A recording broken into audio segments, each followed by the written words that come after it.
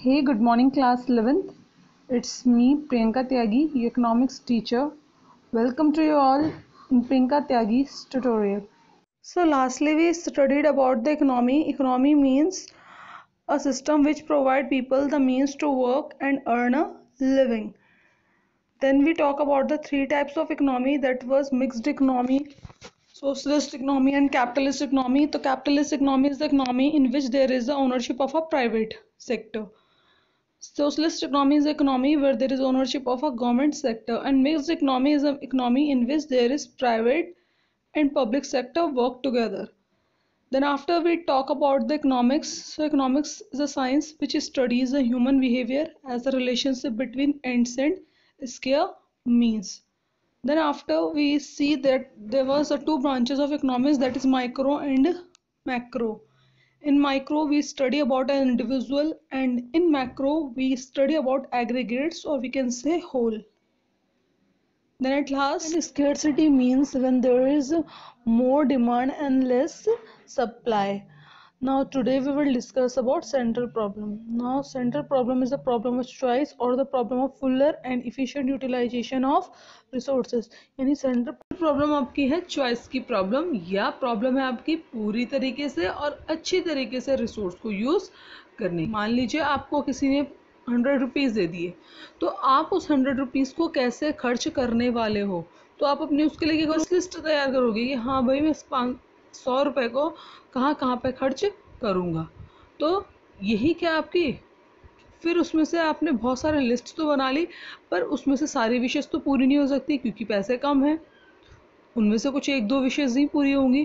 तो कहने का मतलब क्या है, यहाँ पर यही जो प्रॉब्लम है ये सेंट्रल प्रॉब्लम कहलाती है। ठीक है, यानी कि प्रॉब्लम ऑफ चॉइस, कि हम क्या खरीदें, क्या हम एट लास्ट चॉइस करें, चूज़ करें उन विशेष में से कि कौन सी हमें पूरी करनी है। तो this is only the central problem.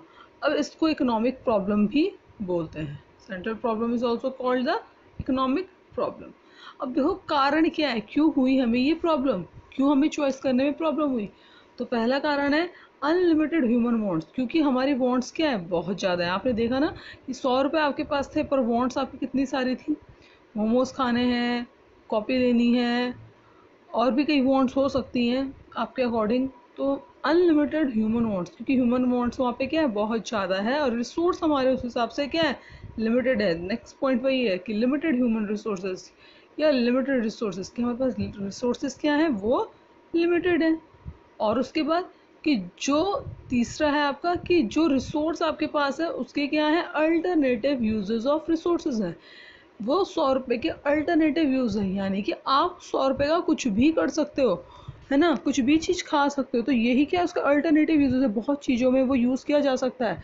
पर अगर मैं 100 रुपये ना दे करके आपको कोई कूपन दे देती जो किसी पर्टिकुलर चीज़ के लिए ही यूज़ होता, स्क्रैच कार्ड दे देती, तो वो क्या है, फिर वहाँ पे उसका पर्टिकुलर यूज़ वो उसी चीज़ के लिए होता, तब आपको सोचना नहीं पड़ता। पर यहाँ पर आपको सोचना पड़ रहा है, क्यों, क्योंकि वो 100 रुपीज़ किसी भी चीज़ के लिए यूज़ हो सकते हैं, उसके अल्टरनेटिव यूजेस है। नेक्स्ट है urgency of want. Urgency of want यानी कि उनमें से जब आपकी जो लिस्ट बनी है उसमें कौन सा अर्जेंट है, कौन सी आपको सबसे ज़्यादा इम्पॉर्टेंट है उस टाइम पे, तो आपको एट द लास्ट वही चॉइस करना पड़ेगा। तो इस तरीके से है, ये चार ये कारण है आपकी सेंट्रल प्रॉब्लम की। और ये जो सेंट्रल प्रॉब्लम है ये किसी भी इकोनॉमी की प्रॉब्लम हो सकती है। ठीक है, चाहे इंडियन है, अमेरिकन है, कोई सी भी इकोनॉमी है, किसी भी इकोनॉमी की प्रॉब्लम होती है आपकी इकोनॉमी प्रॉब्लम, और ये चार कारण भी कॉमन होते हैं। नेक्स्ट हम देखेंगे इनको डिटेल में, आपके कॉजेज को, कि unlimited human wants. Human wants are recurring in nature, as one satisfy another new want would take place. अब ये जो ह्यूमन वांट्स है ये क्या होती है, रिकरिंग होती है नेचर में, दोबारा दोबारा अकर होती है, दोबारा दोबारा होती हैं स्टार्ट। क्योंकि अगर एक ख़त्म हो जाए तो फिर क्या हो जाती है, नेक्स्ट वांट राइज अप हो जाती है, एक ख़त्म होने पे दूसरी वांट स्टार्ट हो जाती है। Resources are limited. अब दूसरा कारण क्या था हमारा, कि रिसोर्सेज हमारे लिमिटेड है, रिसोर्सेज हमारे स्केयर हैं। ठीक है, in relation to quantum demand, जितनी हमारी डिमांड है उस हिसाब से जो हमारे रिसोर्सेज हैं वो लिमिटेड है। तीसरा है अल्टरनेटिव यूजेस ऑफ रिसोर्सेज, वो एक रिसोर्सेज का बहुत ज़्यादा यूज़ कर सकते हैं हम। ठीक है, हर चीज़ के लिए उसके यूज़ किया जा सकता है।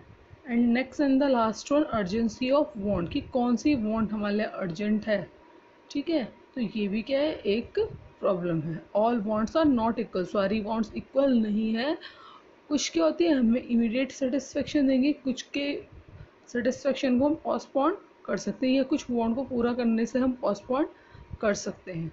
Therefore resources are allocated according to the priority, इसलिए हम जो रिसोर्स का यूज़ करते हैं वो प्रायोरिटी वाइज करते हैं, जो हमारे लिए ज़्यादा इंपॉर्टेंट है उसको कर दिया पूरा। जैसे अगर 100 रुपीज़ मिले तो कॉपी लेना ज़्यादा इंपॉर्टेंट है तो वो वांट पूरी कर दी। मोमोज खाने इंपॉर्टेंट नहीं है तो उसे सेक्रीफाइस कर दिया, पोस्टपोन कर दिया। तो ये आपकी क्या है, कुछ 4 कारण है सेंट्रल प्रॉब्लम के। सो आज हमने क्या देखा, सेंट्रल प्रॉब्लम और उसके causes. So that all was for today. Thank you and please do like, share and subscribe to my channel.